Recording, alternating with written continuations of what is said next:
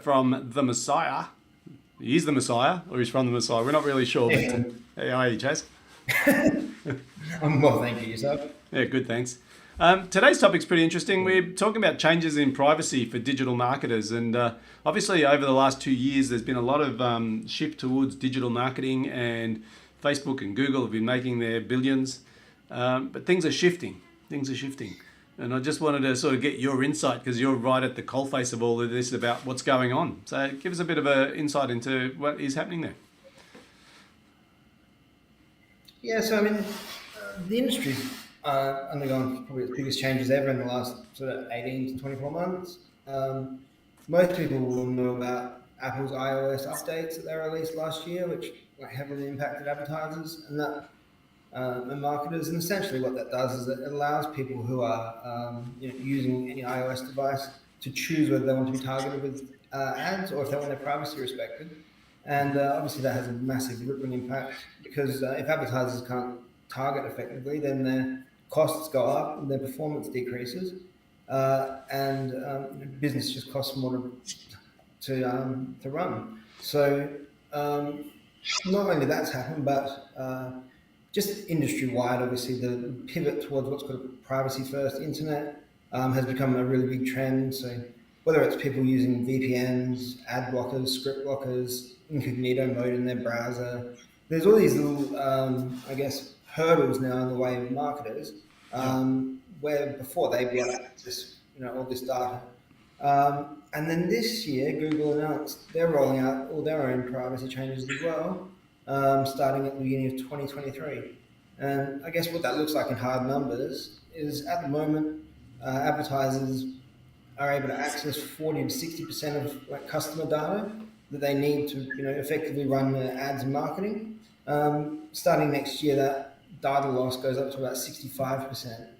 So Right. if you're spending $100, 65 of that is going somewhere that you can't track. Yeah, right. So really, what I'm hearing Yeah, is that the effectiveness of our marketing dollar on Google and on Facebook is decreasing, absolutely. Yeah. and a lot of this is Which to is do pretty with scary because I mean, yeah, go on. well, the beauty of digital advertising and marketing has been the ability to accurately track and attribute data to what's working. Yeah, That's why it's called data-driven marketing. And if you take away data, then it's not altogether different to 50% of my marketing spend works. I just don't know which 50%. um, and so that's kind of where Messiah fits in. I guess we saw a dire need, for businesses of all shapes and sizes to be able to um, access that data again in a way that is respectful of user privacy, yeah, so that they can see where their marketing dollars are being spent, what's working, what's not working, and run their businesses effectively. yeah, yeah. So Yeah. really, like you're that middleman that actually says we can give you a bit more data, a bit more feedback as to where you are spending your dollar and what's working, what's not working. Yeah, exactly. And I mean, there's two facets to it. Ad platforms like Facebook or Snapchat or Google, they need that data so that their algorithms can target the right audiences correctly. Yeah, And then obviously advertisers need that data so that they can see which ads and which audiences are working as well. Is the video creative working or the banner ad or whatever it may be. And at the moment, the majority of people are just guessing, which is pretty scary. yeah, And so yeah, costs are up, revenues down. When Apple launched their iOS updates, across the board with the customers I was working with, saw basically their performance halve overnight. So if they were doing $1 million a month, they were down to about 500K in revenue overnight, just because the data wasn't there. yeah, Mm. yeah. And obviously, this is part of the whole idea of privacy, right? And so, how does a marketing platform because obviously I'm a marketer, I want to spend my money, I want to get a good return. What you've just told Sure. me is the changes in iOS is about the consumer getting more privacy. It's about the consumer selecting what they do and don't see. How do I combat Yeah, that? What do I do to improve my chances of getting effective yield out of my marketing? yeah. So I mean, uh, having first party data that you own is pretty much paramount nowadays. So building up a like a CRM full of quality contacts. Huh? Um, platforms like ours, which obviously track a lot more data, so that you can then feed it back to your ad platforms and drive your campaigns effectively. But yeah, to be honest, they're not making it easy for people, which is why we've carved out like a nice little niche where we're a really simple we're a really simple platform. We track data, we pass it to the ad platforms, everyone's happy, and it all works again. It takes a couple of minutes to set up, and it's accessible to advertisers and marketers of like all shapes and sizes. Our pricing model is 0.9% of whatever you spend on ads each month. Typically, an average client is about 200% up in terms of performance and conversion by the end of their 14-day free trial. So if you're doing twice as much business, you've had 14 days of free access, and you know, everything's working again, people tend to not go elsewhere. Yeah, yeah. Is there anything like the advertiser can do themselves to improve their cut through when these sort of ad platforms are becoming less and less profitable? Definitely. So a lot of digital advertising and marketing has always been relying on algorithms, and there's been a lot less creativity and strategy leverage because Facebook was so good for so many years. You could throw up anything as long as it was being seen by the right people. You tended to get sales. Now there's a lot more focus back on the creative, on the idea, on the execution, Yep. which makes us all better marketers too, which is excellent. And it means that consumers get a better experience, and your brand is better represented. So if you combine that with lots of good data as well, you're on a winning run, really. Yeah, yeah, gotcha. So we're back to that old chestnut of content is king, making sure you understand what the audience needs or wants, and then responding accordingly and making sure the quality is there. Absolutely. And look, I mean, the best performing ads on social media, anyway, generally are organic looking posts that someone's written a blog article or something informative and shared it. And then as advertisers, we just come through and use that piece of creative as an ad effectively and show it to the right audiences to expand your reach. So, at the end of the day, with platforms like ours and with creative teams and content marketers and thought leaders in play, ultimately the customer gets a better experience. But it's been a bit rocky. Yeah, yeah. Well, we can sort of see how that's changed over time with people getting smashed every time there's a change in an algorithm, every time there's a change in an iOS, and people going, "Oh my God, what used to work doesn't work." This isn't new either. Like in 2011, Google decided they didn't like SEO anymore. It was like search engine optimization. Yeah. And so they took the ability to track which keywords organically were resulting in sales out of Google Analytics. So essentially, the entire industry became blind. They just couldn't see which landing pages, what search terms were resulting in sales. Yeah. And here we are, 10 years later, they're doing a very similar thing to the digital advertising world now. Like effectively making it dumber so that they generate more revenue in the name of privacy. Yeah. It's ironic, isn't it? They knocked out Yellow Pages and then they became Yellow Pages. The bigger version of it. Exactly. I mean, and Google Massive, they've got 55% of the world's advertising revenue running through them, I think. Yeah. And I think it's forecast to be a $625 billion industry this year. Yeah. So it's quite a bit of spend they've got behind them. No, it's phenomenal. It's phenomenal, and first of all, hats off to them because they've globalized something that no one else could. And people now, when we talk about SEO, it should be called GEO because it's Google Engine Optimization. There is no other search engine we know of. It's basically that's the platform, right? I think Bing has some market share. Yeah. It's about 8%, I think. But yeah, no, it is interesting. And how much of this all being done within privacy, you sort of have to question too. Like, obviously, yes, people's data and details is obfuscated. Yep. Yes, the ads aren't being targeted as accurately to them. But like this morning, I read on LinkedIn that Apple's launching their own digital advertising network, essentially. So they've gone about the last 18 months and shut the doors on everyone, and then announced today that they're going to be running their own ad network. Yeah, right. So it's quite interesting. Yeah. And more power to them, I guess. Yeah. So look, I suppose we're looking for some insight. If you're sort of recommending to clients, how to counteract these changes in the privacy that is affecting ad effectiveness, what are the top 3 things you'd recommend they do? Oh, look, I guess historically you'd have an idea of what worked for your business. So, leaning on your key learnings from past campaigns. Yep. Obviously, diversifying your budgets so that you're not just all tied to one platform. So, whether that's some YouTube, Facebook, Instagram, Snapchat, TikTok, experiment in different channels, and just see what returns actual real outcomes at the other end. Because if you're an online retailer, you're still going to see sales. You just won't know which ads generated them. But number Yep. three is do everything you can to get data back into those ad platforms so that they start targeting correctly and attributing the conversions correctly. Yeah. Right. Which is kind of where we come in, I guess. We solve that like bleeding need. We're not trying to be sort of everything to everyone. We're not trying to be the world's biggest reporting platform. It's more like just a little extension cord that fixes the headache. Yeah. So yeah, Yeah. Right. So really, just making sure the platform knows exactly what's working, so the attributions are correct. And I think the yeah. other thing you touched on was just getting people off the advertising platforms and into your CRM. So getting direct contact details, email addresses, phone numbers, and keeping those connections in your asset base as opposed to in the platform. Absolutely. I mean, it's breathed a second life back into email marketing Yeah. because everyone's building up their own data now and obviously using that much more effectively and much more heavily. Mm. I read this morning too. Facebook's actually started to increase the reach of their organic posts again.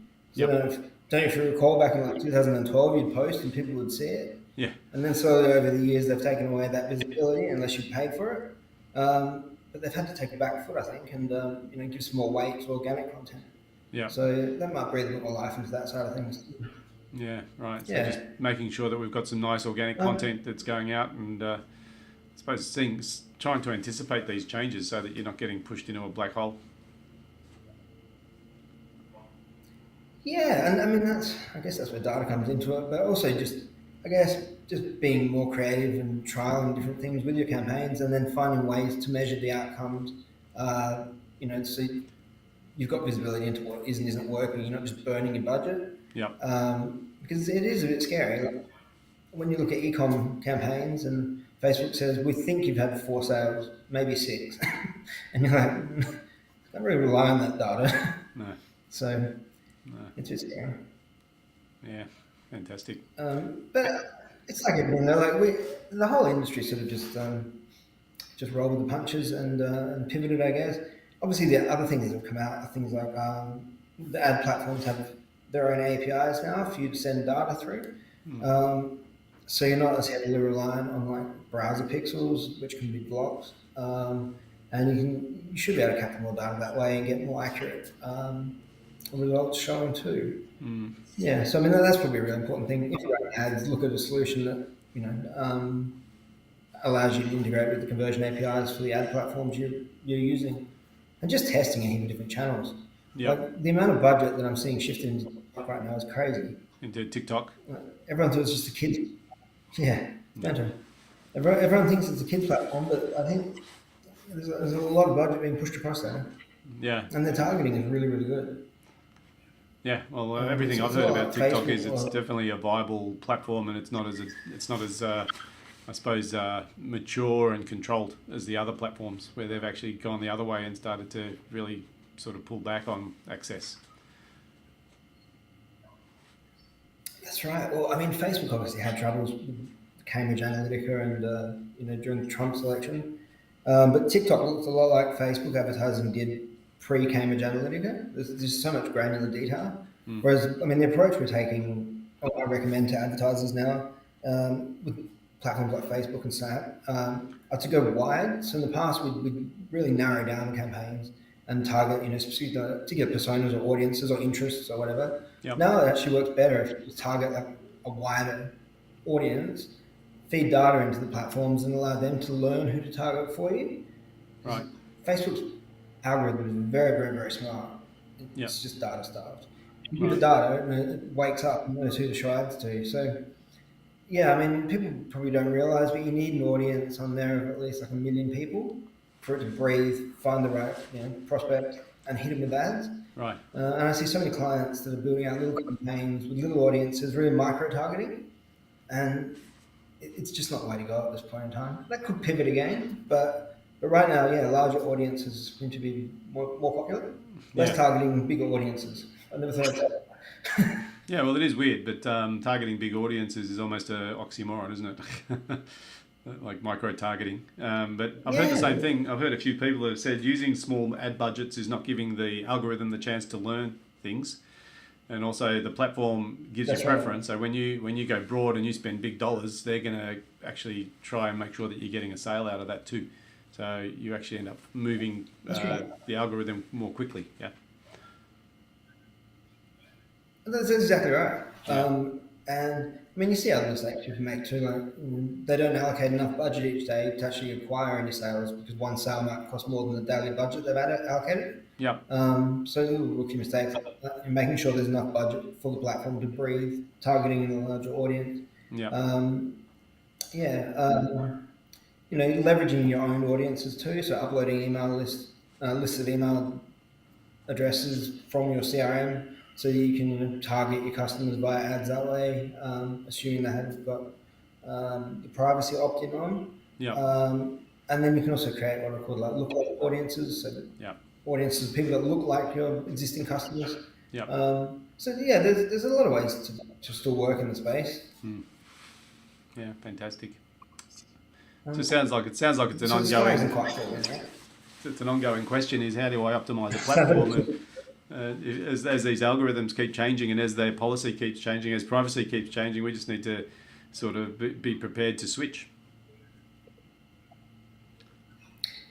Yes, well, it's certainly not going away, and you just get very good at thinking on your feet, and you really have to be mindful too of which markets you're running ads in. Yeah. Obviously there's Europe with the GDPR, in California they've got the CCPA.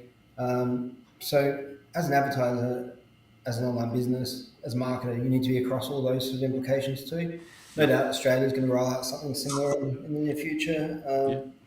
and look, I mean, there is an argument that it is better for end customers, having not having their private data spread everywhere. Yeah. But the other counter argument is these big businesses want to make more money. Well, they do, but in the end, it's got to Yeah, come so from somewhere, by right? being less, Yeah. yeah, well, I mean, by being less accurate, targeting less accurately, and showing ads to the wrong people, you spend more money. So, it's probably a bit of a self-interest story too. Yeah. Yeah. Yeah. That's interesting. It's interesting. Look, Chaz, I'm mindful of time and Do you guys do much? I'm sorry. Do you guys do much advertising in house? We do. We play on Facebook. We play on Google, and we are sort of meandering through this whole targeting challenge of trying to find the right target markets, the lookalike audiences and the like. But for us, we're by no means heavy hitters in this. This is a sort of space that we spend a bit of time in. Most of our work comes through word of mouth referral or our network. So we always find that this paid advertising is an augmentation, so it's an add-on to bring fresh leads into our system. Sure. But you've obviously noticed the impact with data being less accurate. Probably more tracking so being from the less people I accurate. work with, right? Because I know some people that have said we've been spending X amount of dollars. I have a friend who spends upwards of $13,000 a day on advertising. And Right. he sort of correlated what you were saying before, where their original strategy was to start small, like with $20 a day budgets to just work out what keywords are working, and they actually worked out going reverse was much more effective. So they went very broad at the start, and they let the algorithm do the calculations and the optimization, and they found that they could move a lot quicker when they could see their transition. So Well, it sounds counterintuitive, and I never thought I'd be saying it, but yeah, apparently that's what works at the moment. So yeah, yeah, you just sort of, like everything in the digital advertising and marketing space, you just roll with the punches. yeah, Go very with much what so. works that day. Yeah, be prepared to don't put all your money on black, because if red comes up, it's over, and just No, that's the thing too, is that like you can't really get wed to one platform and fall in love with it because tomorrow it might be less effective, and you've got to pivot. yeah, And it's the nature of the space. I think we're all getting used to it. yeah, Yeah, very much I've been so. open to it 23 years. I'm very used to it. It's dynamic, isn't it? Because literally, you've got the changes in privacy, then you've got the changes in the algorithm, and then you've got the shifting sands of time. Because I think with any marketing platform, when it's early Exactly. days, they want to optimize the platform so that people use that platform. Then they've got issues around privacy. Then they've got issues around competitiveness, and they've got to make sure that all of that is happening as well. So, so I think you're right. I think not being wed to a platform and Exactly. being willing to try different things, and also trying to get as much telemetry as you can, the data, is really what sort of helps assess whether it's actually an investment or an expense. Yeah, absolutely. Yeah, It is certainly an interesting time, yeah, and it's only going to get more interesting with Google's updates coming. yeah. So, yes. Well, Chaz, look, appreciate your time today. It's nice to get a bit of insight as to what you see in the marketplace, and hopefully some of the listeners get a bit of value out of that. If they need to reach out to you, your name's on the screen, Chaz McGregor from Messiah, just to see if there's some data Yeah, you can telemetry grab that me you on might be able LinkedIn. to optimize for them as well. No worries. Can I mention your website? Yeah, of course. If you guys would like to learn a bit more about what we do in our platform, go to getmessiah.io and you can register your interest, book a demo, and just read about the platform, how it works, and how it can help your business. Yeah, yeah, fantastic. So getmessiah.io. Thank you so much. All right, thanks, Chaz. Cheers. Cheers. Bye.